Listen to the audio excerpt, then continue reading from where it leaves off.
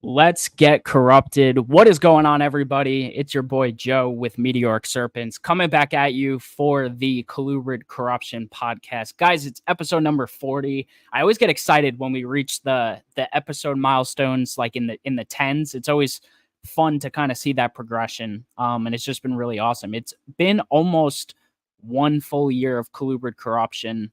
Sometime in November makes one full year. Which is just awesome. And I got to thank all you guys for the support and watching and all the good feedback. It's been truly, truly awesome. But yeah, guys, another week, another episode, and this one's definitely going to be a good one. I know some people are going to be interested for sure. In Gonyosoma, I know you probably saw it. We have Jared Carmichael on from Jared's Snake Room. So going to be super fun. But let's get through all this intro stuff first, and we'll bring him on. Yeah, as usual, I have the Meteoric Serpents t-shirts as well as the new Colubrid Corruption t-shirts available. So if anyone's interested in those, feel free to send me a message. I'll have them at any show I'm vending at and all of that. And I have them on hand here and I can ship them to you. Also, guys, if it's your first time watching, whether you've been listening or watching, make sure to hit like and subscribe on the podcast. And then you could also listen to this podcast on all the major audio podcasting platforms like Apple, Spotify, pretty much everything like that. And if you are listening on there, come through and subscribe on YouTube at the very least. Throw a like on the video. It's really it helps the algorithm, pushes it out to more people. We're trying to hit that 1,000 subscribers. We're almost there. We're at 972 last time I checked. That was earlier today. So we're getting closer and closer. So make sure you go do that. And yeah, and if you're listening on the audio platforms, make sure you leave rate it like a 5-star rate and leave a review. That's cool too. Gets it out to more people. You could also find me on all social media platforms under @Meteoric Serpents, pretty much everywhere that you get social media, Instagram, Facebook, all that stuff. Yeah, and then also, guys, make sure you're supporting USARK Florida. Those are the organizations that fight for our rights to keep our reptiles, fights against any legislation that's going through to take away our rights. Whether you're a business owner, just a general hobbyist, these organizations protect us, so make sure you're supporting that. Also, guys, the first link in the description below has the link to the Meteoric Serpents Patreon. In fact, I actually just got off the monthly video call with those guys. Had a chat with a few of the guys. We do that over there. Just a great community. Shout out to all the Patreon members. I really appreciate you guys. Thank you so much for your support. Really means a lot to me. Whether you want to say thank you for the show or hang out with a bunch of other cool people who are interested in colubrids, consider joining that. It's in the description. Also, guys, as we announced last week, you could see in the bottom right-hand corner, the show is sponsored by the Show Me Reptiles show and the Show Me Marketplace. It was great to connect with Mickey at Colubrid Fest. It was super awesome. Really nice to meet him. They do shows all over the country. So wherever you may be, take a look at the Show Me Reptiles website and see if there's a show near you. And consider supporting that because that supports Colubrid Fest as well. And doing that. Also with that, they also launched recently the Show Me Marketplace, which is a brand new platform for you to sell your reptile, buy and sell your reptiles. So it's great. I started inputting my animals on there. I do need to put a few more. I kind of slacked on that. But yeah, I need to put a few more animals out there. Check it out. I like the way the website looks. It's really cool. And just thank you again to Mickey for sponsoring the show. Also, we have, oh boy, I didn't actually pick. I was scrolling through it before we get started. The hashtag Colubrid Corruption of the Week. What's it gonna be? I hope I didn't choose this image already. I'm not sure. It gets lost. I wish it was in time order. But we're going to go with this nice little Russian rat snake from Anima Mundi Snakes. That's Jason. It's great to meet you at Colubrid Fest as well. Nice little animal. Yeah, Russian rat snake. Super cool. That is your hashtag Colubrid corruption of the week, which, by the way, if you're seeing this and you want to be featured on the show, just start posting your colubrids and do hashtag Colubrid corruption on your post. And comes up for me, and I just choose one cool animal of the week that I decide to share. So go check it out. Go give Jason a follow. And yeah. And then quickly before we get into it, let's say what's up to the chat. We got Adam from Ivory Colubrid Co. That's one of the Patreon members I was just talking to. What's up, man? Thanks for being here. We got Villarino Reptiles, the V Unit mob boss himself. Yeah, good to see you, bro. And I'll see you next week. Aaron, what's up? Looking forward to this Ganyo episode. Me too, man. Me too. Yep. And we got Justin Chamon Boca Joe. I don't know if I'm pronouncing that word the right way, but yeah, Gonyosoma gang. That's right. I have the fake, not really fake, but the rhinos. You know, I'm part of it too, kind of. We got Solid Serpents driving home from the expo now. Colubrid Fest spoiled me. No other expo can compete. I kind of agree. Yeah, you just won't see the same animals you saw at Colubrid Fest anywhere else. That's for sure. Got Jason Keller. What's going on, man? Good to see you here. Thanks for tuning in. And yes, I will see you at Scales. Cool that you're driving over. So I know your flight to Colubrid Fest got canceled. So hope Scales can kind of make it up for you. I doubt it will, but yeah, definitely will be good to meet you because I know we were supposed to meet at Colubrid Fest for sure. Definitely come up to the table and say what's up, which I'll be vending next week. The Scales Reptile Expo in West Palm Beach. You can take a look. I posted it on my Instagram story earlier today if anyone's in the South Florida area. But yeah, but guys, without further ado, again, we have on Jared Carmichael of Jared Snake Room. Let's bring him on. What's up, Jared? How are you? What's going on? How we doing?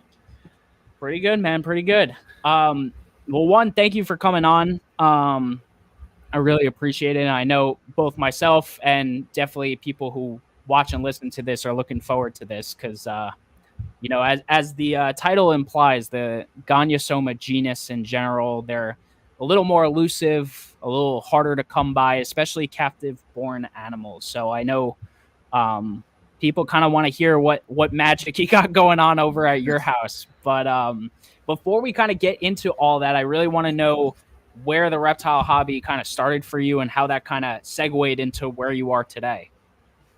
All right. Well, I've been into snakes since I was a little kid.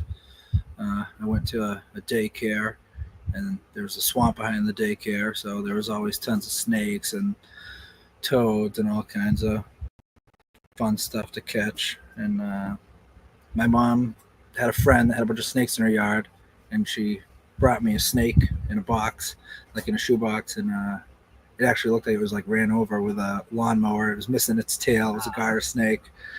I kept it for a week, fed it some stuff, and we let it go. And I don't know, I was kind of hooked from there. My mom used to always take us to a pond down the street of my house, and we catch bullfrogs and turtles and all that kind of stuff. Cool. And then when did you really start getting into like captive keeping and really getting into, you know, some of the animals that you even have now? So when I was in high school, my parents let me get a ball python, led to another ball python, which led to boa constrictors, and I had a couple boa constrictors and a bunch of odds and ends. There was a guy in the next town over who I got mites at one point and had like a room full of snakes. I was going to school full time. I had 2 jobs. I was just like spent. Okay. So yeah, he ended up taking my collection for me, and I don't know. I finished like EMT school and kind of got situated, and then he'd like always like take care of me. He'd be like, I'm going to Expo. What do you want me to bring you back? And he'd get me like a veiled chameleon, or he got me Timor monitors and viper boa. I don't know, all kinds of like weird stuff, and that's kind of Okay. what got me into the weird stuff. Nice. And then for a long time, I just had a few carpet pythons. And, I don't know, 2018 or so, I started ramping up with the boa constrictors again, and I don't know. Now I have a room in my basement full of snakes. Yeah. No, and you have a very diverse collection, and it's definitely interesting. We're going to talk about kind of highlight all the species that we can at least, but obviously the episode highlight is going to be the Gonyosoma, but what kind of made you choose the diverse collection you keep and kind of these, and not that everything you have is an oddball snake, but it's not your common pets per se. It's not your common reptiles. You kind of have a little more of the obscure. It wasn't that obscure until I got the red-tailed green rat snakes, like my first group of them. And I don't know. I liked that it was like different. It kind of like was challenging. I had to like think of problems to solve, and I don't know, once I started doing that, something else would catch my eye, and I'm like, oh well, I think I need to have those too. And here we are with a bunch of weird snakes in my basement. I don't know. I wish I did colubrids earlier because I had a litter of Solomon Island ground boas, which was a disaster. None of them made it. I sold like a big group of the babies to a friend of mine in Maine, who I think still has one left actually. Okay. But I wish I really like had to do like scenting and the cup feeding and all the tricks, because I mean I've had a lot of good success with the boa constrictors, but boa constrictors eat. Yeah. And if they don't eat, eventually they usually eat. Or like if you have to get real crazy, you give them a live mouse. You know what I mean? Like I don't know. Gotcha. I don't know. They don't seem as tricky. Or like if you had to force feed a boa constrictor, you could do it. But like a lot of these tiny little snakes, force feeding them is like a death sentence, I feel like. Yeah. I gotcha. Cool. So you talked about that first group of red-tailed green rats that you brought in. So what made you decide on those, and what was the group that you brought in, and was it all imports? And yeah, just kind of talk about that, where that started. Actually, so when I originally started breeding the boa constrictors, I was selling them on Craigslist. Okay. And there was some guy in Rhode Island who had a bunch of red-tailed green rat snakes, and I'd always wanted them from when I was a kid, seen them in like the Reptiles magazines, but I never got them. And then since I've been back into reptiles, I hated shipping. I just really started like buying snakes online after I got these guys, because that was the only way I could get more. Right. But I'd always look for them at the expo and nobody would have them. So I meet this guy in a van, and he gives me all these snakes in like fish tanks, and he has them like duct tape shut. And he's like, I can't touch them. They're mean, yada, yada, yada. My wife wants them out of my house. So whatever. I put all these fish tanks in there. I peek. They're in there. And then I lost one in my car because one of the edges of the screen wasn't like sealed or something like that. So it got out of my car and died, and my car smelled for like 3 years. Like on hot summer day, like you could smell it. It was terrible. Oh, no. But so that's how I got the first group of them. There's 2 males, and then I just started like ordering them online from various places that had them, and then I kind of saw a pattern. Like you'd get them in, they would not look well. Usually, like they'll have like their noses almost rubbed off and like bone showing, and so the first pair, we treated with antibiotics, and then I saw online like, oh, you should get hit them with Flagyl and Panicure, and you do that, they die. Okay. So then I'd be like disheartened for a little while. They come up for sale again somewhere, and I'd grab a few, and they die. Or one would live, but the other couple you get will die. Gotcha. But what I've noticed is like if you get them over that like initial hump, and another thing I've noticed is like doing less is more. Like once they're like eating and doing okay, they're like seem like they're bomb proof. Like all these, like one of these is the original fish tank silvers I got, and nice. Then, I mean, the female, she's what I got from Ivory Exotics, I think it is. Okay. And she's been with me for like 2.5 years, and she's doing well. These two I've probably had for 2.5, 3 years. They're doing well. The female was a little rocky at first, but okay. Once they're doing good, they're good. They eat like clockwork. They don't give you a hard time. But one thing I did notice, a lot of them would come in and it would seem like a respiratory infection. Okay. And we do have like a local reptile vet, and the consensus was it was probably a lungworm. The problem is like when you treat these lungworms, it seems like it's killing them. So like, so I was gonna say with your kind of less is more mindset, is the medicine too much, or what was kind of working? So I stopped medicating. Some of these, and some of them I did medicate and they survived, but I think that's more of like a, in spite of what I did, they survived, not they survived because of what I did. Yep. So what I did notice is, I mean, putting them in a tub on newspaper did not seem to be a great environment for them. So I would get like a bigger Christmas tree bin and, fill it with these like fake leaves and stuff, leave it alone. And then I'm not smacking it in the face to get it to eat. I wasted a lot of mice, you know what I mean? Leave it in overnight. If it's there the next day, throw it out. And in a few days, try it again. And eventually they start taking them, and some of them come in like in real bad shape and like they're clearly like super dehydrated.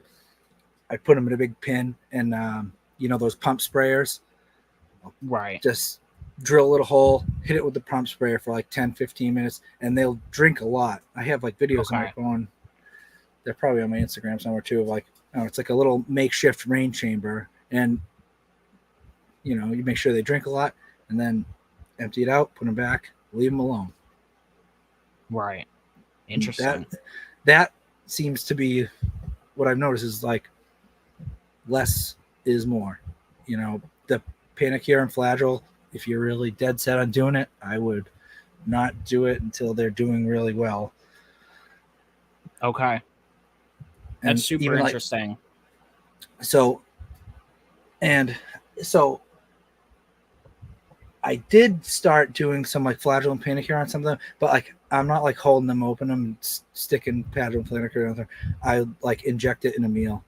And again, like some people might argue like, oh, well, they're not going to get all that medication. Like, I don't think like, unless you're like really doing like repeat fecals on them and stuff, like just like treating them isn't like the golden answer. It's like keeping whatever's going on in them under control.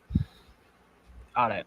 If you want a more like sterile animal, I'd go with like a captive born baby, but I just don't like think we're there yet. Like I think more people need to like buy a handful of these animals and like do the work, kind of do what you did. Like I feel like I don't know, and I feel like it's happening. Like that guy in California, it seeming to pump them out.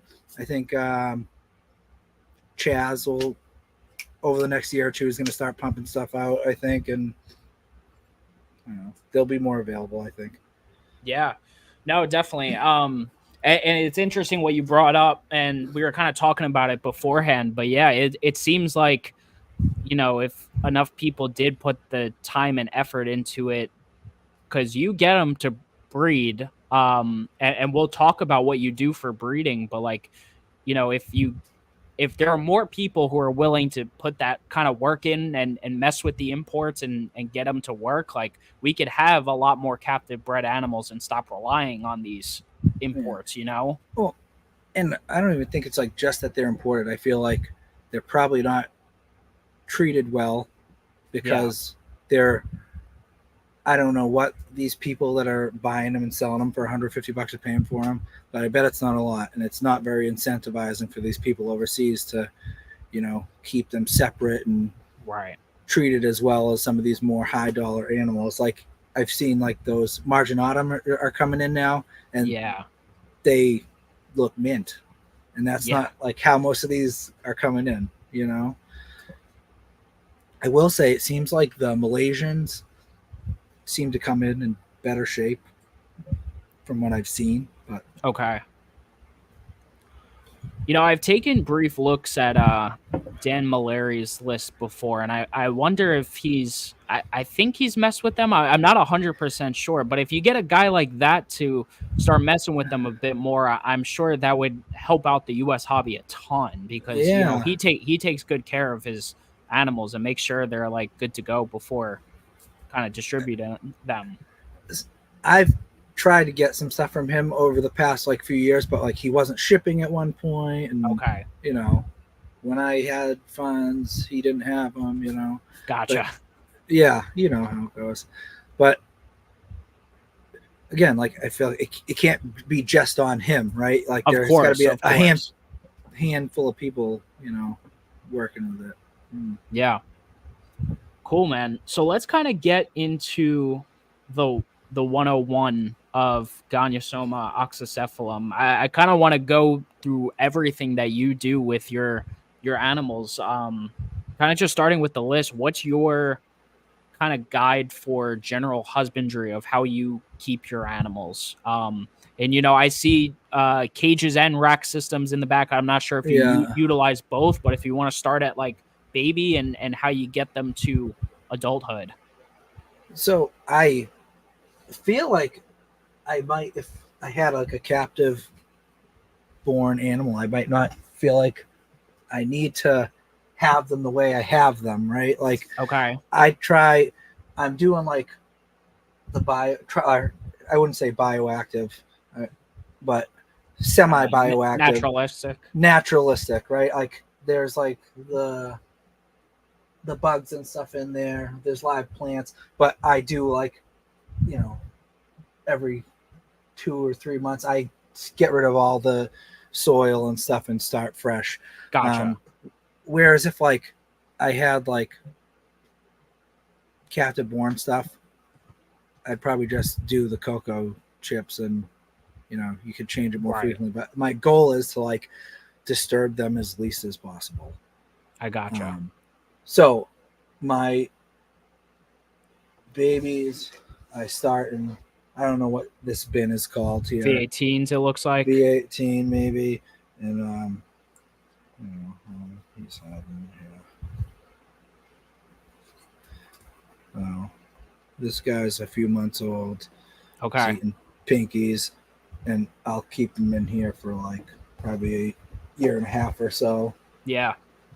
I love V18s, man. I feel like they're so versatile because you get so much time out of them.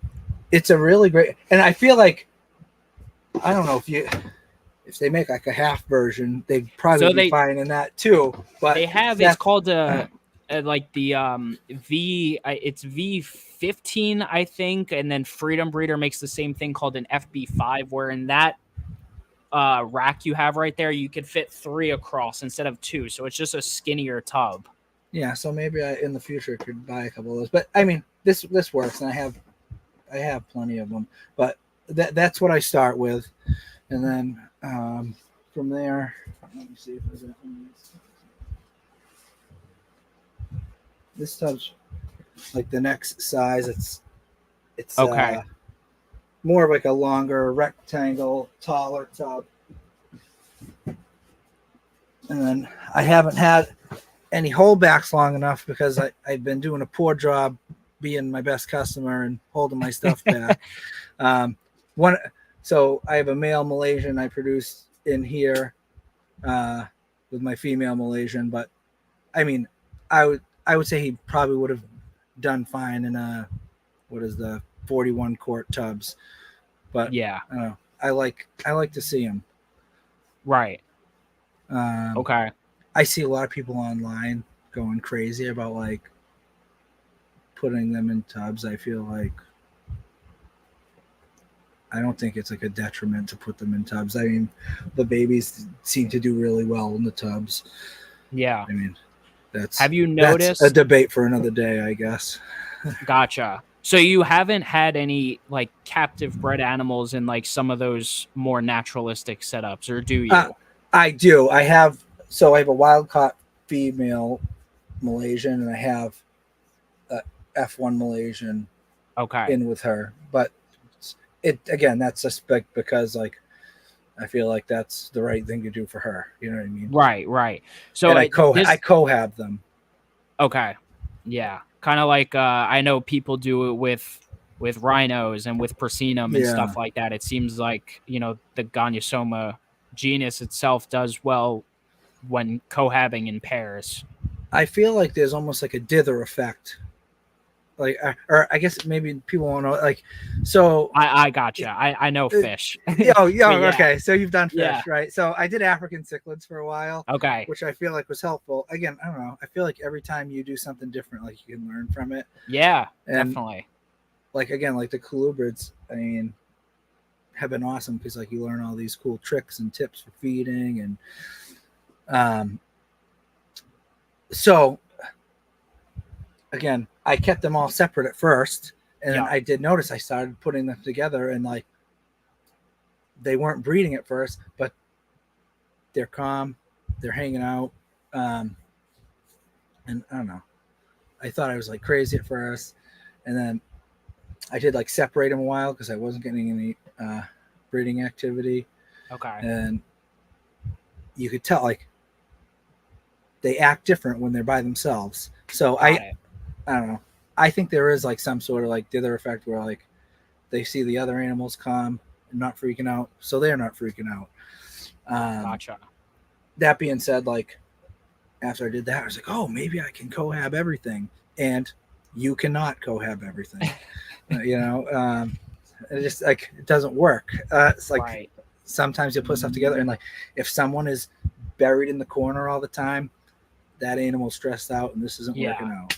Even like so, I put another male in with my female rhino rat snake, and I know you say you can cohab, but I'm not getting the same vibes from these guys as I am with the other ones, so I'll probably separate them out for a while.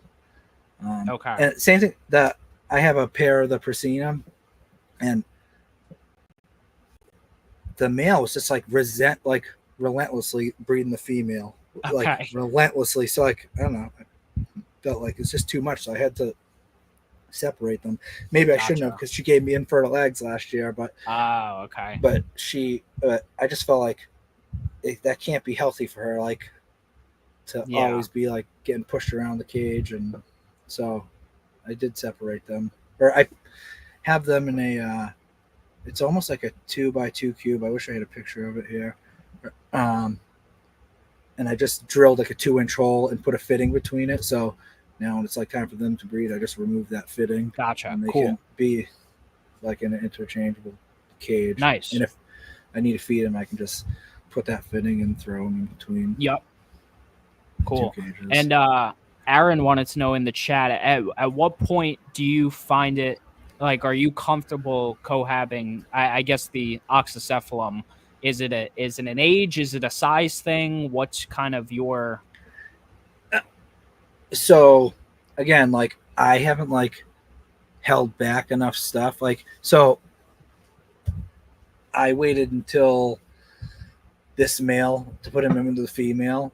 I don't know. He's probably like 2 years old, 2.5 years old, eating adult mice. Okay. You know, big enough where I didn't think she would just eat him. Yeah. Okay. Which I haven't. I mean, I haven't really had any issues. I will say it seems like the Malaysian locale or phenotype. I hate saying like locale because again, like I don't know, a lot of these like people I bought them off of, like these like importers. It's not like I'm getting enough Dan Maliri or something like that. I mean, it's like the phenotype is what I'm really like referring to. I mean, the Malaysians seem to have universally like a green chin, a more like coffin shaped head, and they seem to be a little larger as well. But they eat a little more vigorously, I would say, than the Indonesians have in my experience. So I will say, like when I feed them, I usually go in with 2 mice and like separate them, and then I'll have the female is very, very food motivated. So I just will have her follow the mouse into one of those what are these called? I forget who makes them, but they're these like cool little boxes, and so I'll just stick the mouse in here and she'll follow into it, and tap her tail a few times, close it. She separated from the male, and nice. Don't gotta worry about coming back to one snake. Cool. And the lighting you're using in your enclosures, is that like just LEDs? Is that UVB? What are you rolling with? These are like the cheap Aquaneat LED lights. I think they're called. Aquaneat. They're nothing exciting.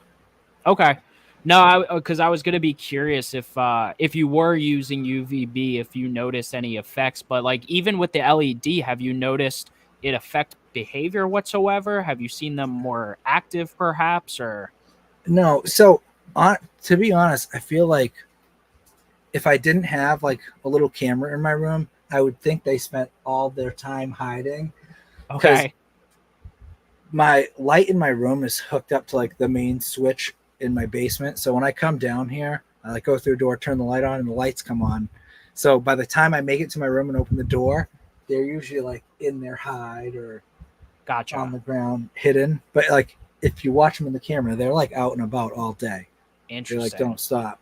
So I feel like they're still pretty timid even after like all this time. Gotcha. Okay.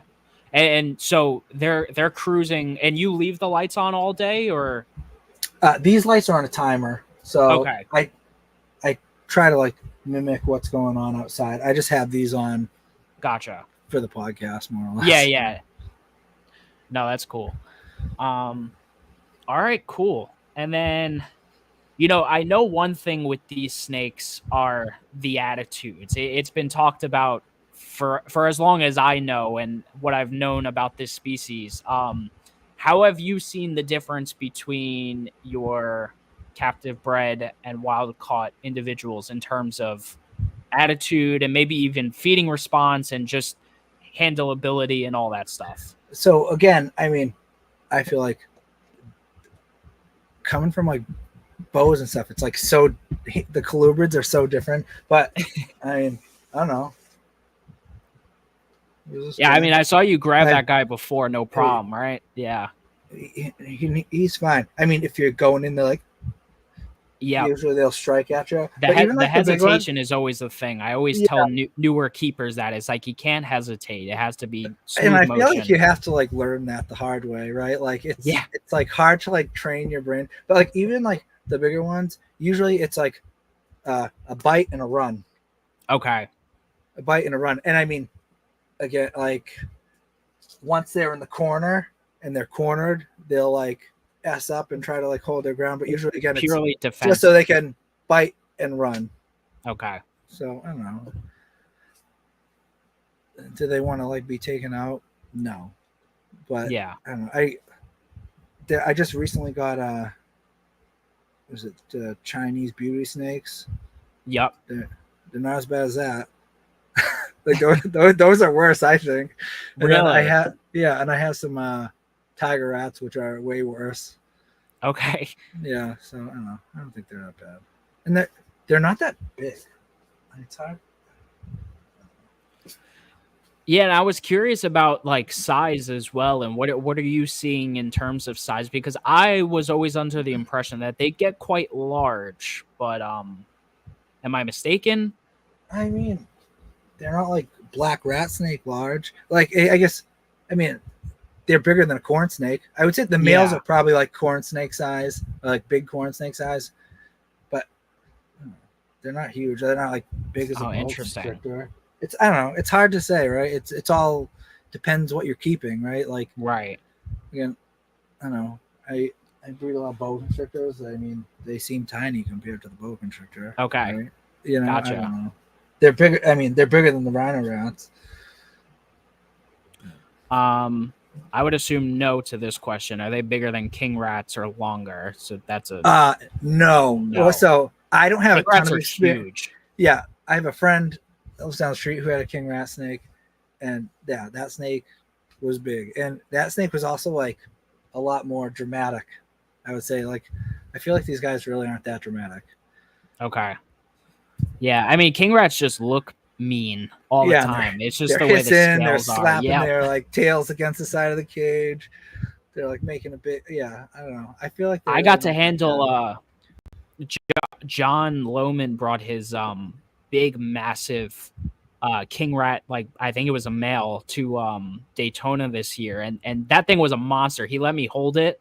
They feel so cool too. Yeah, and they have the keeled scales on them. Yeah. But big king rats, they are monster snakes. Like it almost does not feel like a colubrid. Yeah, they're cool. Oh, okay, cool. Okay, Bryson, my bad. All right, cool. Yeah, the Gonyosoma just don't quite get that big, and out of the group, I want to say, do Oxys get the biggest, or Jansen? I don't. It might be close between them. I don't know, because I haven't had Jansen but I feel like it's like hard to say because people are like, oh well, this snake gets this long, but I mean, I don't know. If on paper, right, a tiger rat snake and a male Burmese python are both what 8 or 9 feet long, but it's not the same thing, right? Yeah. Like it's hard to judge, right? Yeah, definitely. I don't know if like the Jansen are bigger bodied. It's hard to tell in pictures, right? Yeah. Because Jason Hood, you see pictures of Jason Hood holding those tiger rats, and they don't look that big. But then you That's see him true. standing. Then you see him standing. But if it was next to me, it would be a big difference. It's huge, right? Yeah. Yeah, because Jason towers me. But yeah, cool. That kind of, and then in terms of feeding, what do you do? Are you just all rodents? Do you kind of mix it up a little bit? I'm typically all rodents, and then, or I guess it's not all rodents. I've been feeding them chicken hearts, and then last time I ordered rodents, I ordered some chicks. Okay. And then I didn't realize that like some of like the feet and stuff wouldn't get digested, and like I like went and looked at the cage and I saw like a weird turd, and I was like, oh my god, what is that? Is that a worm in there? And I like grabbed it, and like I was like, that's a chicken foot. Like it didn't look like it digested the foot. It's weird, but cool. All right. So I started varying up their diet a little bit. Nice. Yeah, I think it's super important, and I think these animals like it. Like, I mean, I could say for the rhinos, I mean, my female rhino, that's the one that's big enough to take it, but she loves quail. And I'm only giving her it's like day-old Caternix because I'm definitely not pushing it with the small quail. That would be way too big of a meal for her, but she loves quail. Yeah. I haven't I'm more open to trying the birds now, but then you gotta like relearn all the sizes and stuff. Yeah, it's a little weird. I could talk to you about it afterwards. I mean, I have my quail guy if you want to potentially look into that, but yeah, for sure. I feel like some of the snakes like seem like they like have a hard time swallowing the birds too, because like they get the head and they're trying to like figure out the shoulders. And yeah, it's like it almost looks bigger, and I think it's because of the wings, especially. Like it looks like a bigger meal, but weight wise, it's not. If that makes sense, then like than a rat. Like, just because the rat is almost like a cylindrical figure, especially when it's, limp. Whereas the bird is a little more, it's got a little more like sharper edges to it per se, and more like curve and stuff. I don't know. Sorry, I'm getting you off topic here. I will say, with like the babies, if I've had, and again, I shouldn't even say tricky babies. I usually start by like cup feeding the babies. I'll put them in like a small deli cup with a frozen thawed pinky, and most of them eat the first time or the second time. But I have noticed, like, if there is a holdout, I have some garter snakes, and I usually thaw out silver sides in like warm water for them, and I'll dip that pinky in that silver side water, and that seems to be like seal the deal. Interesting. Okay. Very cool. And no, I mean, that was kind of a good transition, because I wanted to talk about breeding now and establishing babies. If you don't mind, can you kind of go through your whole process of how you go about breeding these guys, and then, incubation, and then establishing those babies, if you can? Sure. I mean, I wish I had like some cool secret to tell you guys, but I mean, so I cohab them year round. Not last year, but the year before, I did separate the males for the month of December, which I was planning on doing this year, but I don't know. I just started to really like push the food on them like the past few weeks, and I'm starting to see them like kind of do some more like courting activity. And I saw a lock on this top group the other day, so I'm probably just gonna leave it alone. But so is it a response because the weather's getting colder, or what do you think it is? I don't know, because I don't know what the deal is with like the double clutching with them, is if it's actually from one copulation or multiple copulations, because I've seen them copulate like multiple times throughout the year. So I don't know how I would do like an experiment, like move my silver male around and see if I can get silvers out of this double green pair over here in the middle of the year or something. But I'm almost thinking like it might be more than one copulation that's causing them to breed. But I've seen them breed at all different times of the year, and I've gotten eggs at all different times of the year. I mean, I start to like get focused on the breeding in the fall. Like I just start, because that's when I usually start pairing my boas. So it's just like on my mind. So again, is it just, I don't know, they're laying eggs every 6 months, or is it because I'm doing something? I don't know. Right now I'm like in like breeder mode, so I'm hitting them with food heavy. I am trying to like spray them daily, like give them a light misting to kind of like make like a rainy season, just because I mean there's like a resource online, Gonyosoma.org or something like that, and the guy who worked with them years ago and made this website seemed to think that there was a trigger response from like higher humidity. So interesting. I am trying to like spray them daily, and I put a bunch of live plants in here to kind of make me more mindful of it, because they're drying out. I gotta spray everything down.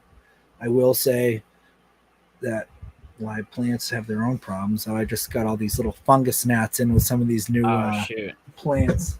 And that's kind of a pain in the butt, but what can you do? There's always something in the snake room, right? So I don't know. That's it. I feed them. I water them. Yeah, and then and I leave them alone. I really think the magic is leaving them alone. I'm not taking them out to do pictures, making them get all puffed up. I come in here, I try to take a few pictures through the glass and leave them alone and let them do their thing. Gotcha. And then I don't know if you've taken note of this, like how long after a copulation will you potentially get eggs, or notice some sort of behavioral difference from a female at the very least that tells you she's gravid? So from copulation, I haven't like jotted anything down, but I will say like once they are gravid, it's very noticeable. They look like Okay. running link of sausages. Like I have, Okay. if you like go through my Instagram, there's some like Yeah, let me try to find it. pretty crazy like I don't know ovulations or swells. Like it's almost like you can like see the eggs. It's pretty dramatic. Okay. Like I don't know. So the I don't know, I did mandarins last year and I did the prasinum. I got the unfertilized eggs, but like I was like, oh, are they gravid? I don't know. I think they're gravid. When these guys are gravid, you know they're gravid. It's not. It's like it's not a question. Oh, I think I found it. Yeah. Hold on.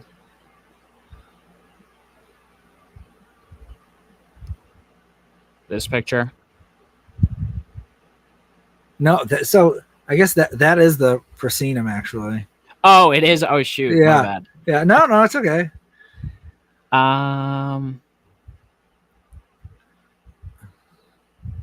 Maybe I'm not in the right spot. I mean, I see the pairs here.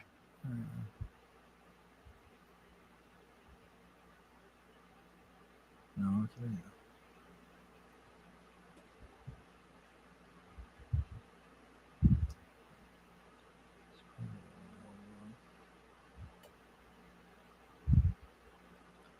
Are you going up or down?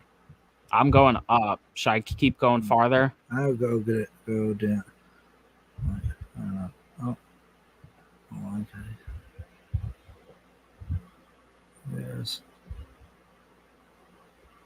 one right there.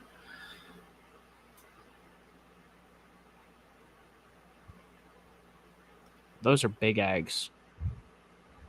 That's They are that's big. the oxycephalum eggs. And that's so they're the first like snake egg I ever incubated, and like Okay.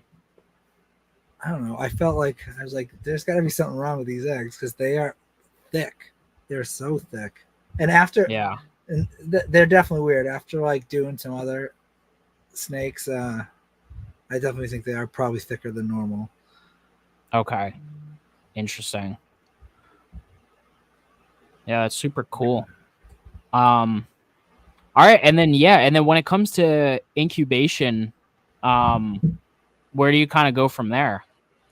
I just have a hover baiter. I put it at 81.5 degrees, and I've had them hatch at 95 days and all the way up to 115 days. Wow. Okay. So there's been kind of like a big discrepancy. I will say, like in the summertime, I put my incubator on top of one of my racks, so the top of the room might be closer to like 83. It might be a couple degrees higher, so that could have been the discrepancy where, I had some hatch a little faster. Interesting. Okay. So they definitely take longer than I guess your standard colubrid like 60-day window. Yeah. And interesting that you're, even for an Asian species, you're in the 80s there on incubation and you're still getting that long of a cycle. Yeah. So that's definitely good to know, but nothing special on like perlite, vermiculite, something to that extent. Vermiculite's the brown one, right? Yeah. Yeah. So the first time I did it, I just read online that you do 1 part vermiculite to 1 part water, and that was definitely not enough moisture. It was like a little too dry. Oh, you needed more. Yeah, more water. So like I had a friend come over and he came and he's like, what the hell are you doing with it? Like there's no water in here. So the first ones were like really tough. I had to cut them open, but I did get 2 babies out of that first. Okay. Batch. But so now what I do is I mix it in a different container and then I wring it out the best I can and put it in like the container I'm going to incubate it in. And gotcha. Again, I don't know, nothing special. I use a hover baiter with 2 bags of water in it. Okay. Interesting. Very cool. And then, once you get those babies out, what's it like? I don't know if you could give any point of reference of how like big they hatch out compared to, I don't know, your standard hobby snake. Again, I don't know.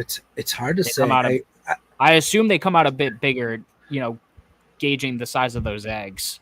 I don't have like a great reference point again because I'm coming from like boa constrictors. Yeah. I mean, they're definitely bigger than the Solomon Island ground boas. They're bigger than the garter snakes. I don't know. They were definitely bigger than the mandarins, but I wouldn't say they're huge. I mean, if they take a pinky, you can see a good lump in them. Okay. You know? Yeah. It's still a nice sized snake. And then you were kind of saying, so they'll eat pinkies right away, frozen thawed, live. Yeah. I don't have any live, so yeah. Awesome. Awesome. No, that's super cool. So I guess that's breeding oxycephalum for dummies, guys.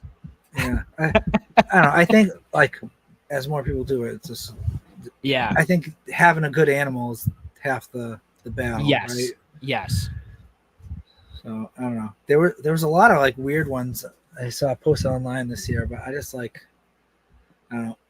I don't have like my wife's been kind enough to let me have this reptile room. Yeah. And so my quarantine space is in my basement. So if I get something, I usually like to get it earlier in the summertime so I can keep it quarantined in like my basement area, which stays pretty warm during the summertime, but it just gets too cool in the wintertime. And gotcha. I don't know, some of the places you got to get these things from, you definitely want to quarantine for a while before you bring in any goodies to your collection. Especially anyway, the longer you do it, the more stuff you have and the more like serious you have to take it, because it can make for a really bad time. Yeah, 100%. And I'm curious for like anyone interested in getting into this and maybe starting with imports or trying to get their hands on, an interesting animal. Like, what's kind of your, I don't know, guide or how to pick, or is it almost always just going to be a real gamble? I mean, I certainly haven't like figured it out yet. I don't know if you're in Florida, like if you can see it in person, I'm sure that's better than ordering offline. Probably, because like a lot of these like places online, like they're not sending pictures of the $150 snakes. You know what I mean? Like, I don't know. It's almost like they have to like be valued more to get good animals. I mean, I'm sure like people like Dan, he's not going to bring crap over, right? Like he's getting his eyes and hands on these things before he brings it over. So that's probably a great place to start right there. I know like he's not always over here and it's not always available, but I don't know. I spend a lot of money on these cheap snakes. So, I mean, you're like, I don't know. It's worth waiting and finding something good. Or if you're going to like pull the trigger and do it, like go for it. Like when they first come in and get listed, grab a bunch of them. And I don't know. Yeah, your chances of having a pair or a couple pairs is going to be higher than, I don't know. I did the buy two at a time thing for a long time, and I feel like it could have been successful a lot sooner if I just really bit the bullet and grabbed a good group of them. Instead of like get one, wait till it crashes, get another one, because they're not always available too. And I originally thought like, oh, everyone must be buying these, but I think they get a lot of them, and a lot of them probably don't even make it for them. Gotcha. Okay. And I meant to ask also, have you noticed any differences between the localities, like even like the greens and the Java silvers, like even like behaviorally, size wise, like anything like that? Not really. I mean, so actually, that's like one thing I did reach out to Dan about. He seemed to make it seem like it was a like, I don't think all the red-tailed green rat snakes in the Java area are silver. Okay. Right? He made it sound like it was like a polygenic trait. Interesting. But again, I don't know for sure. Okay. But no, they all climb. They all seem to eat. They all seem to not like to be touched. I mean, I don't see a huge difference. I will say, like, the males seem to be noticeably smaller than the females from my Okay. sample size.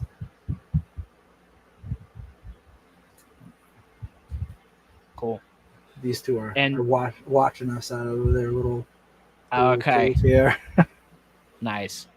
And has anyone ever tried crossbreeding like the colors, and has anything ever resulted from that? Anything like interesting, I should say? So my silver's been to green every time, and I've got greens, I've gotten silvers, I've gotten some clutches that are all silver. Oh, interesting. Yeah. I will say, so the silver was with like a female that had like a more, her tail has like the reddish tinge to it, where the female she's with now has like it's like a very silver tail. And I'm wondering if I got some cool like bronze looking animals last year. So I'm wondering. Yeah, I noticed that some of the pictures you've posted, they've been like not, because again, just talking about like Jordan's animals, like his are very silver, like especially the ones he's hatched, and yours have been like an interesting like off-colored silver, and I wouldn't really know how to describe it, and I could pull a picture up from your Instagram.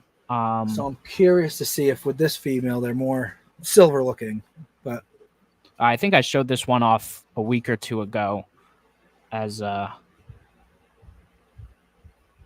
like the snake of the week, this guy.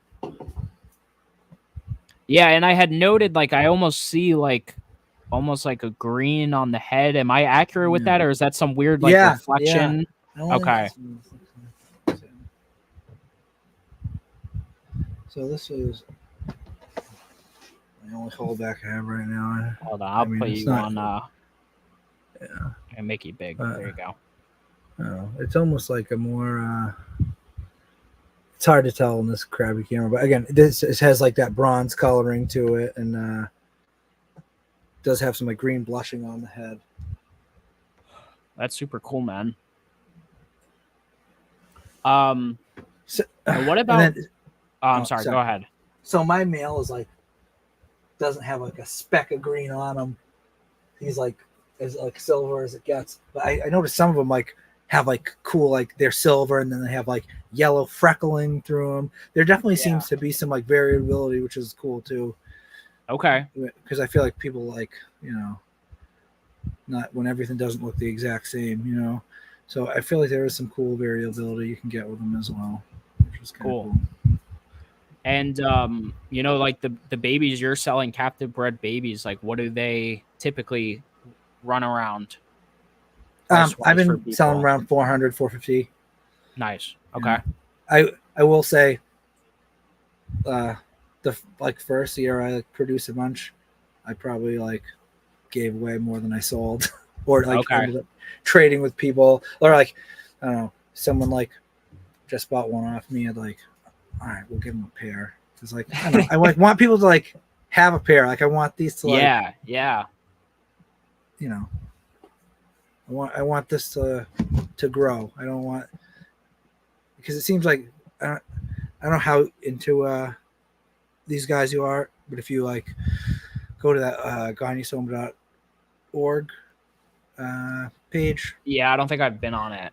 Oh, I don't know. Well, it seems like a group of people were doing really well with them not long ago, and then they just like disappeared, right? Like okay. I don't know. And it's just like, okay, so tomorrow Malaysia, or we like the United States, like nothing else is coming to the country, then they're gonna be gone.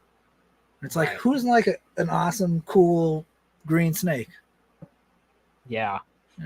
Yeah. I remember the first time I ever heard about this species. And I'm forgetting the dude's name, but I don't know if people were watching YouTube back then. There was this dude, he had some like heavy metal riff as his like intro song, and he had a whole bunch of Asian colubrids and Schmo Daddy or something like that. No. I forget his name. And like this video is super old. It's from like 2012, so the quality is dog shit, but you can still find it on YouTube. But that's like one of the videos that first got me into Asian rat snakes and really showed me a bunch of stuff. And like, some of the species where he had like some adult blue beauties and he had some adult red tail greens. And I was like, whoa, I was like, these things exist. And I probably found this video. I don't know when I found it, probably in like 2016, 2017. But yeah, like, I mean, that's when I first started admiring the species and I thought it was super cool. But yeah. Well, and I feel like that's like the thing with like a lot of the stuff is like no one's like been getting exposed to all this stuff the past, I don't know, 10, 15 years because everything's ball pythons and boa constrictors and maybe you should bring Oxys to Colubrid Fest next year. Maybe. Listen, I don't know. I had a bright idea of changing everyone's cages up, and I'm just hoping I get some eggs this year. Yeah, but we'll see.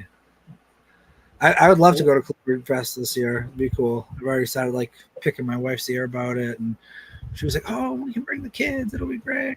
Yeah. Whatever gets us there. Yeah. Got it. No, I will say, the other three species were there. There were Fernatum, there were Persinum, and rhinos.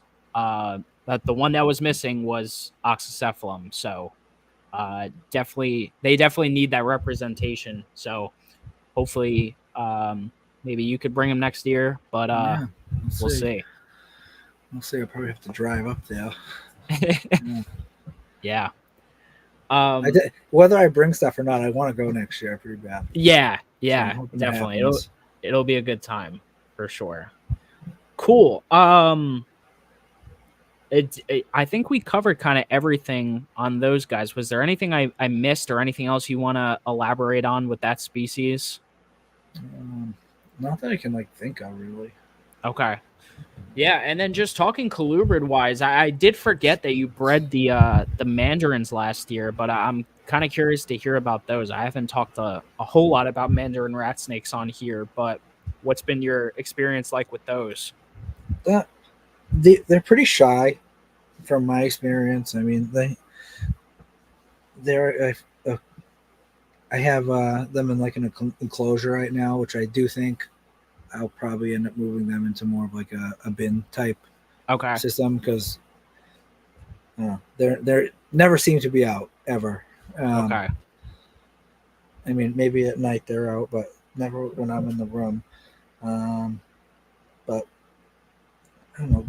They almost seem more like milk snake or king snake to me than they do rat snake. Interesting.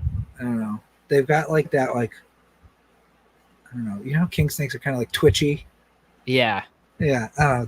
They have like that twitchy like head movement, like jerking around. I don't know. Okay. I don't know. I don't know. I don't get like rat snake vibes from them. But interesting. That's all I really have to say about them. I don't know. I don't have a ton. They look cool.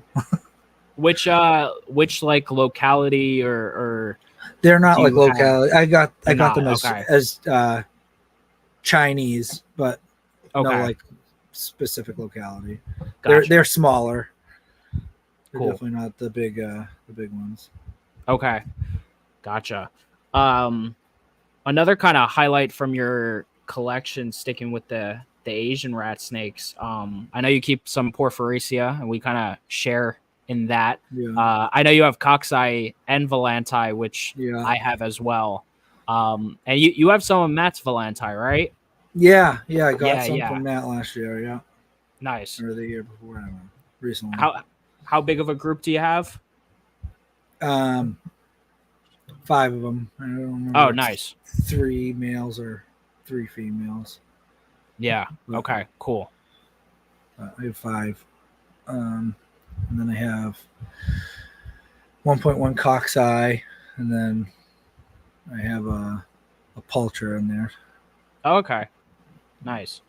What do you think about the Volanti? Because I know they're, I don't know, the rarer of the 4 subspecies. I've been doing quite well with my pair. I mean, mine are just kind of growing along. One of them is the female is a 22, but even then she's not like huge, and the male is a 23 to my knowledge.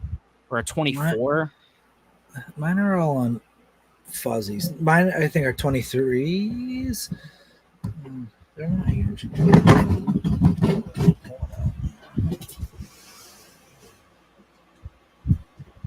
They're just super pretty. I took some nice pictures of them like a day or two ago. Well, I feel like that's like they are super pretty, but like they're so much better in your hand than they are. This is how big mine are. They're not huge. Okay, nice. But on pictures, right? Yeah, it's like hard to like. Yes, I 100% agree with you. Cool, they look in person. Like the stripes. Well, that's like, what happened. Matt sent some to Billy for Daytona in 2022, and I didn't think much of them until I saw them in person. I was like, "Oh shit, I have to have them," and I bought them. Yeah, I don't know. I thought they looked cool in the ad, you know. But when I got it in my hand, it's like, I don't know, it's like this cool peanut butter color. Like the black stripes, they're not really black. They're like black with like little red highlight around them, right? Highlights around it. Yeah. Like the bands are like this like cool chocolate color. Like, I don't know. They're really like, I don't know. They're really interesting, like in hand. It's hard to like show it in a picture. And I feel like that's the problem with like a lot of these like brown snakes is like they're not as like cool unless like you have them in your hand. And like I don't know, even like the Honduran milk snakes, every time I'm at a show and someone like puts one in my hand, I'm like, oh, I need one of these. I don't get it. But like I don't know, once like you like have a lot of these animals like that like aren't as appreciated as much, like if you like actually see them, like interact with them, you're like you get it, you know. It's 100%. It's hard to see through like the picture. Or exactly. Like a lot of the videos, like it's hard, but they're definitely underrated. They're definitely cool. I'm excited to. They seem to change a lot as they age too, so I'm excited to like see how they end up. Yeah. And hopefully, you know, I know they're a little more difficult to breed because they do require a brumation period, but hopefully, you know, I know Matt is taking a little bit of a step back from some of the animals, which I think include the Volanti next year. He's mentioned. So hopefully, you know, both me and you with our animals, I only have a 1.1, but hopefully, you know, we could do something with them eventually. And do you have, are yours like the Gongxi locale ones? The Guangxi, yeah. Guangxi, yeah. Which I used to mispronounce, by the way. So don't. Yeah. Someone corrected me once. I was like, that makes a lot more sense than whatever the hell I'm saying. Cool. And then another one, before we kind of talk about your other species, are your garter snakes, which you always put in a hashtag, and I'm not exactly sure how to pronounce them. What are those kind that you have? Chapala.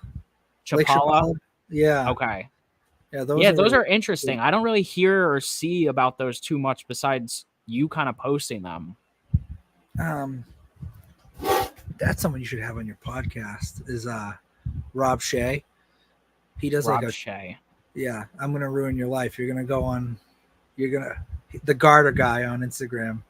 Okay. Yeah, you're in trouble. There's a lot of cool garter snakes.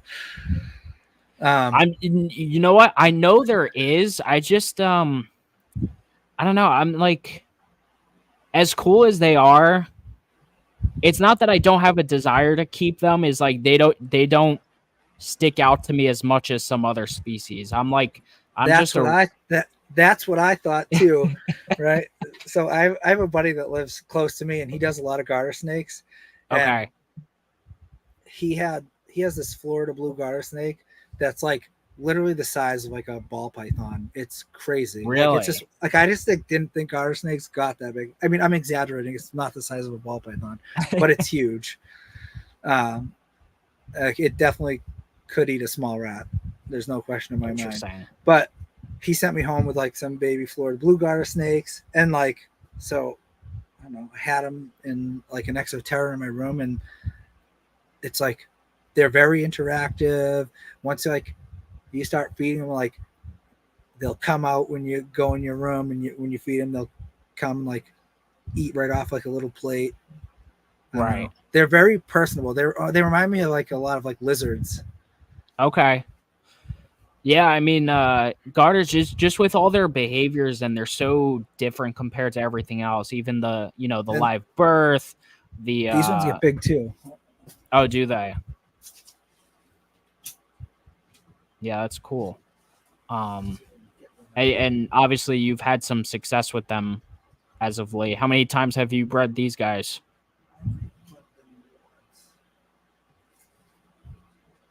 Oh,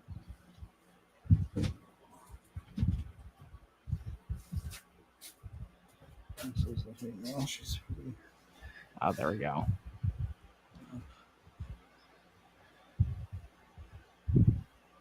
Nice. And again, like these, like if you're taking like pictures with your phone and stuff, like they're pretty like subdued looking, but like in person, like they're really cool. Like they have like these deep blues, they have like gold on their side. Yeah. They're very like keeled, scaled. They're Okay. cool. And they're pretty chill. They musked a lot when I first got them, but they never bite. Yeah, it seems pretty chill. Nice. They will literally eat like almost anything. I feed them a lot of like silver sides, mice.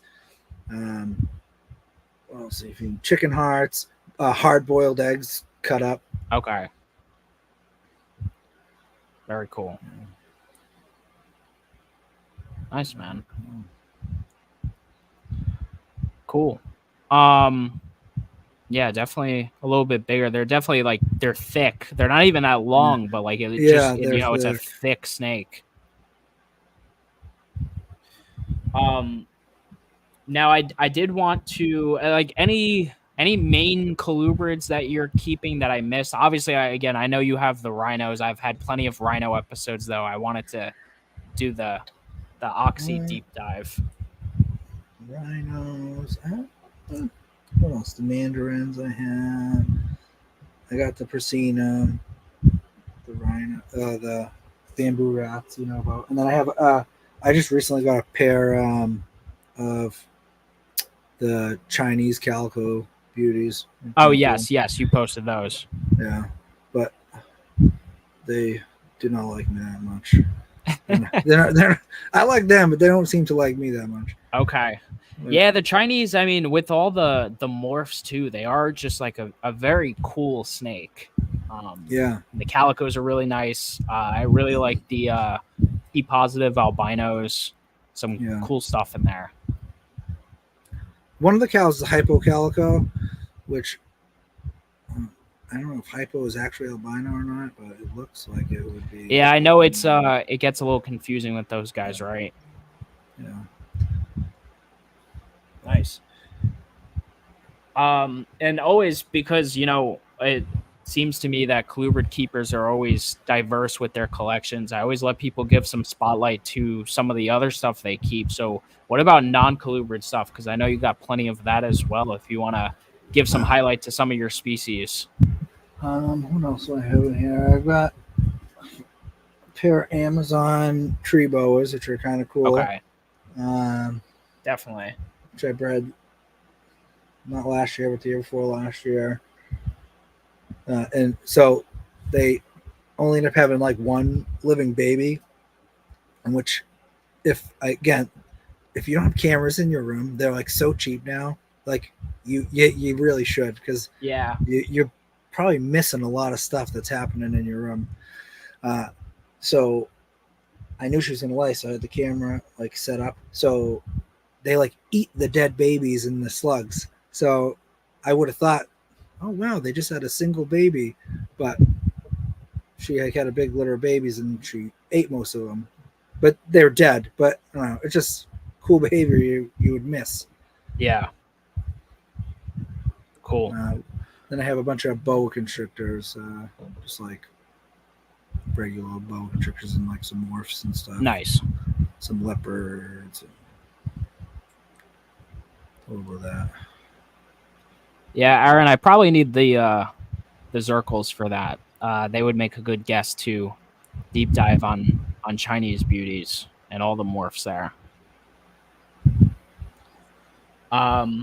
Cool, man. Then I also wanted to talk about your, like, I don't know if you do it as just, a hobby or you do it specifically for the snakes, but photography. I mean, you take great shots of your collection and everything, and some really high quality stuff for Instagram. What was, like, have you always been into photography? Did you pick it up to start posting snakes?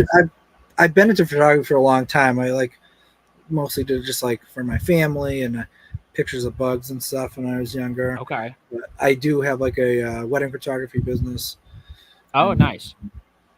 But I don't know, the biggest piece of advice I can tell people is get yourself a light you can take off the camera.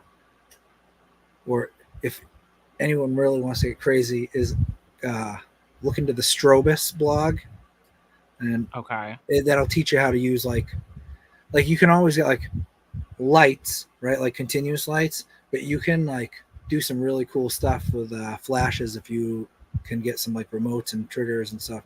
So like you can put something on top of your camera, right? And then you can put your flash and like any sort of modifier, you can bounce it off the ceiling, and it's going to totally change all your pictures. Like if you are taking a picture with a flash and it's like facing directly on what you're taking a picture of, it's more like a Xerox of what you're taking a picture of. And when you move it, it creates all these shadows, which will, add a bunch of depth to your picture. Gotcha. So I feel like that's like the biggest thing you could do. Like, I don't know, all those cameras that, all these like famous photographers were using 20 years ago, taking those amazing National Geographic pictures for, you can probably get for like a couple $100 on eBay now, maybe even less. Like the camera I started on is like the Canon 350D. I mean, you wouldn't be able to tell the difference between the pictures I'm taking now and the pictures I was taking then, like using the off-camera flash stuff. And that camera you could probably get for $80. Oh, wow. Maybe even less. Oh, wow.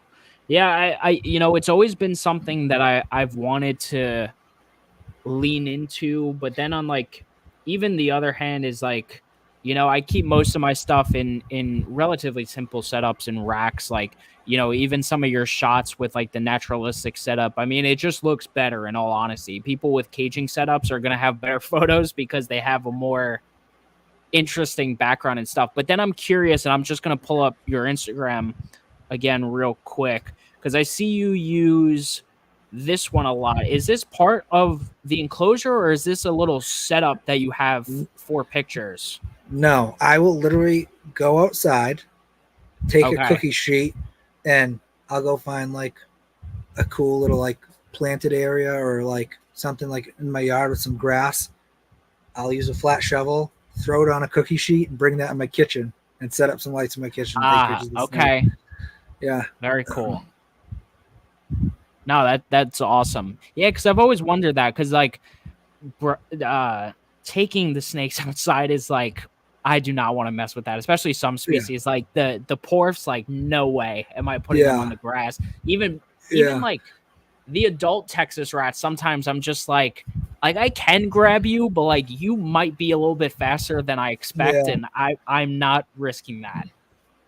Yeah, I took one of the tiger rat snakes outside the other day, and like it cooperated, but I was like nervous, like, man, if this thing wants to like be fast, and I don't know, you never know, like you could pass out, like I'm an emergency room nurse, like that's something that happens. People pass out or people fall and hit their heads, and then like you're not getting that snake back. It's gone. No, it's gone. No way.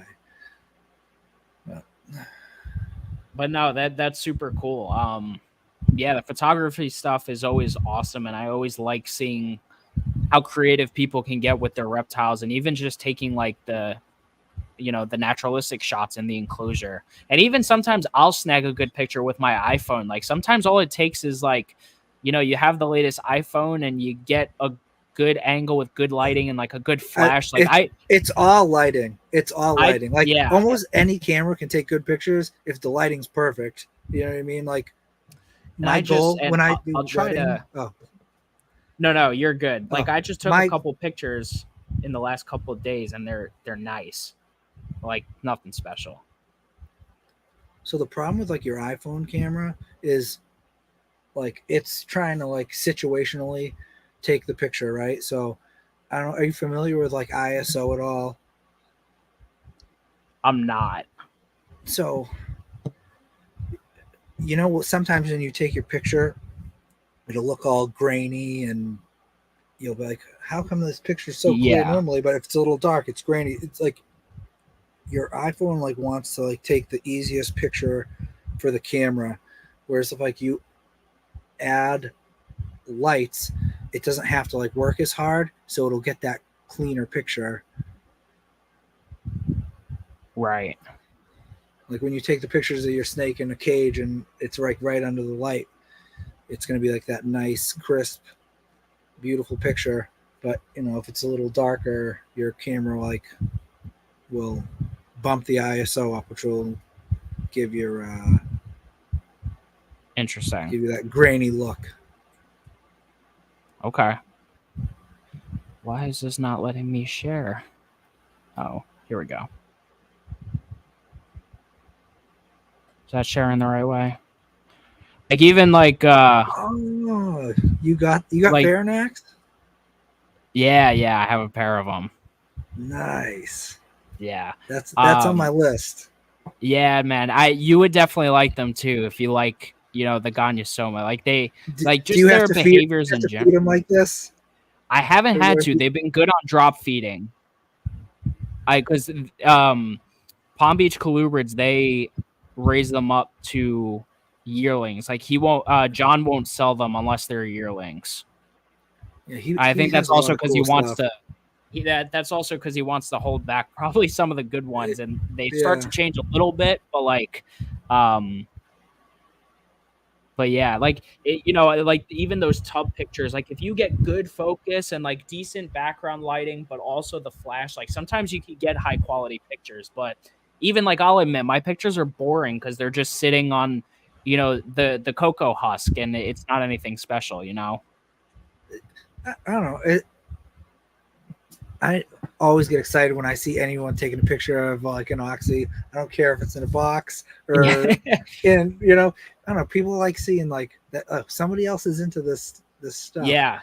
Which I feel like over the past year, I've been trying to like be more like involved, but I don't know, the Facebook reptile keeping scene really had like turned me like, I just like stopped talking to like everybody. I just like talk to my local buddies and that's it. Cause like, I don't know. It's like you need to find the right. Sometimes. Yeah, unfortunately, you need to find the right group of people, and like over social media, you'll find those people. And I'm so glad for this podcast because like I've found people like you, and you know all the other guests I've had on, just like a bunch of really good, genuine people. And there's that Facebook group toxicity that just seems to run rampant. I don't know. You know what I like about colubrid people? They never ask me how many grams the pinkies I'm feeding my snake are. They never ask me, oh, how much does that snake weigh? What's its birthday? Like, I don't know. People like know what they're getting themselves into. Whereas in like the boa constrictors, I'm like, what are you talking about? Like, I literally never weighed a snake before unless like I was like needed to medicate it or something. Like, like why are you guys weighing your snakes all the time for? Like, what? I do weigh ball pythons like occasionally just to see where they're at, especially like when they ball python people love knowing how much the snake weighs. They love that. It is important depending on like when it was born and stuff and how many meals it's had. But and then like breeding weight, like I'll breed like the females. I'm trying to like make sure like they're at good size to breed just because I want to make sure like they're solid, you know. But yeah, man, cool. So that was the gist of what I wanted to talk about. Now some kind of wrap up questions here. You know, you had mentioned you got into this a long time ago, but what's like a big motivator for what keeps you going with the reptiles in general? Like what keeps your fire for the passion. I like snakes. Yeah. I don't know. I just like it. I like since I was a kid. I don't know. My wife likes to go for walks, and maybe she does some yoga or something, or she likes earthing. I like to come down here and look at my snakes and take pictures of them and watch them. I like it. It makes me happy. I like reading about them. I couldn't put my finger on what it is. I just like it. I don't know. I will say my buddy down the street constantly is putting new stuff in my hands and always kind of relighting the fire. Yeah. I don't know. He get you excited about or a garter snake you find in your backyard. He's like, oh, isn't this great? This is he's I don't know. He's always getting me fired up about something. So, yeah. That's nice to have. Awesome, man. And then where do you see Jared's snake room evolving, if you want to say the next 3 to 5 years or so? Are there any species ads for the future? Are there any goals you have, or is it just generally keeping the train rolling where you're kind of at? What do you foresee? Well, I'm hoping I do a better job at selling snakes this year. That's my goal. Okay. I love giving people snakes, but I should probably sell some of them as well. And then I really have to bite the bullet and just make the morph market page and ship some snakes. That's gotcha. My goal this year is I'm gonna buy a bunch of shipping supplies the next expo I go to, and I'm gonna just actually take this seriously, post online, deal with the people that want to give me $50 for my snake and say no thank you, but I appreciate if you need help, your interest. If you need any help setting up that morph market account, I could definitely help you out. It's rather simple, but I did set one up last year, but again, I don't know, I just felt none of the inquiries I got were serious inquiries, and you're gonna have a ton of that. It's part of the game, man. And I agree with that, because I also get annoyed when people on Facebook oh, these tire carriers, well, you don't even post the price of your animal, so people want to know how much something costs before they commit to buying it.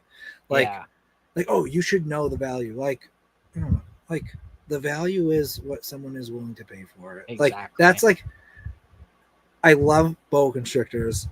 I hate the morph thing. I don't know. I do. I like the morphs. I like playing with them. It's cool. It's fun. But I've been just wholesaling most of my boas, or okay. Are you keeping the true red tails, the BCC, or are you keeping BCI? No, I have all BCI. I guess the leopard stuff is partly Sigma, but what do I have? Oh, I have Dominican red mountain boas. Oh, okay, nice. And then I have boa longicauda, but most of it's morph stuff. Gotcha.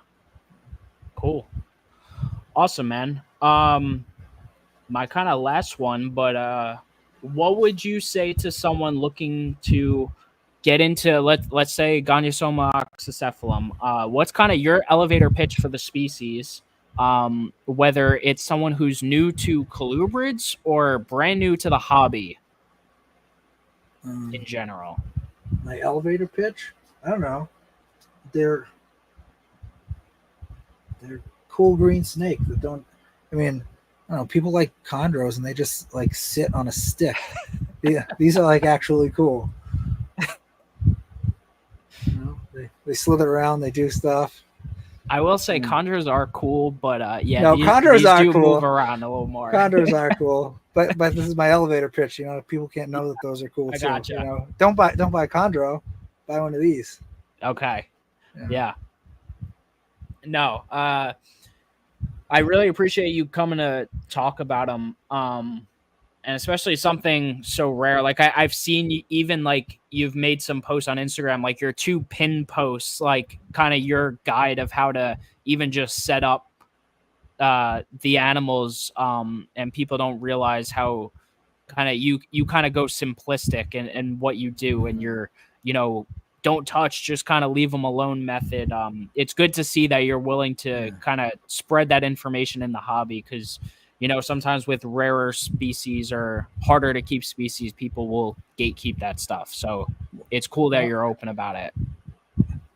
I mean, I feel it. Well, that's the thing. It's like, these are, I don't know. They're like, I like the trash snakes, you know, they're just like, these are, everyone sells them for like no money, but like nobody like cares about them. I want people to care about them. Yeah. You know?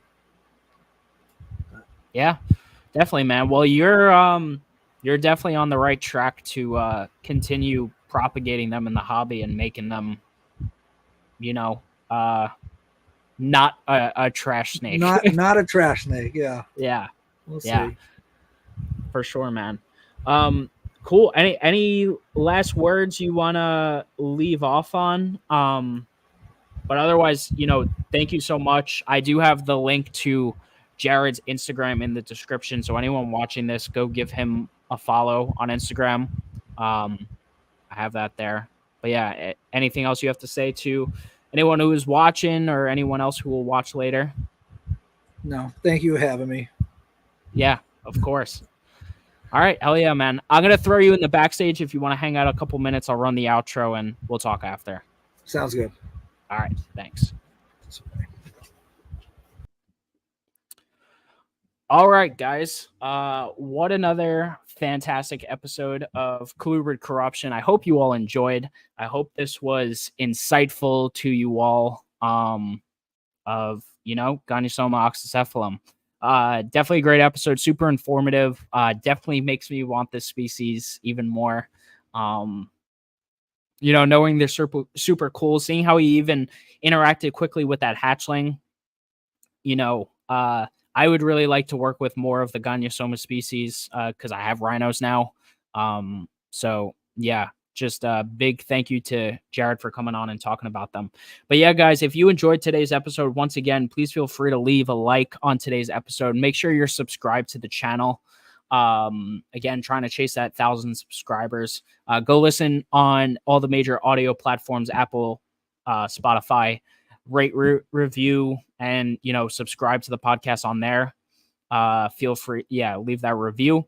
Want to give a special thank you again to Show Me Reptiles Show and Marketplace for sponsoring today's episode, or the podcast in general.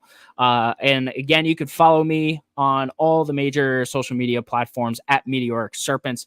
But yeah, guys, that is all for this weekend. Once again, thank you so much for tuning in to the Colubrid Corruption podcast. This was episode number 40 with Jared Carmichael of Jared's Snake Room. Hope you all enjoyed, and we'll see you next time. Peace.